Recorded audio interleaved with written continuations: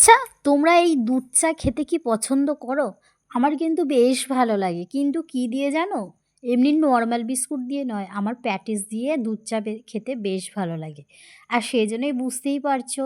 আর চাটা কিন্তু আমি সবসময় খাই না। আমার চা খাওয়ার কোনো অভ্যাসই নেই। এই ৬ মাসে ৯ মাসে যখন আমার ইচ্ছে হয় আমি প্যাটিস দিয়ে খাওয়ার জন্যই এই দুধ চা বানাই।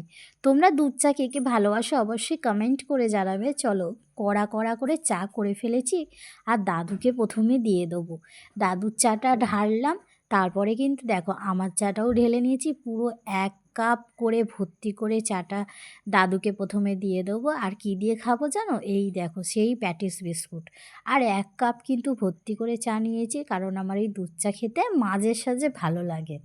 তারপর আমি এই ঘরে নিয়ে চলে এসেছি। আর দেখো শিবম কিন্তু মানে প্যাটিস বিস্কুট খেতে ভালোবাসে বলে চায়ে ডুবিয়ে ডুবিয়ে খাচ্ছে। ও, তোমরা আবার এখানে ভেবো না যে তুমি কিরকম মা বাচ্চাকে চা খাওয়াচ্ছ। আরে আমি খাই না সবসময়। ৬ মাসে ৯ মাসে তোমাদের বললাম না আমার চা খাওয়ার অভ্যেস নেই। ৬ মাসে ৯ মাসে চা খাই, তখনও ওরকম করে। সবাইকে টাটা।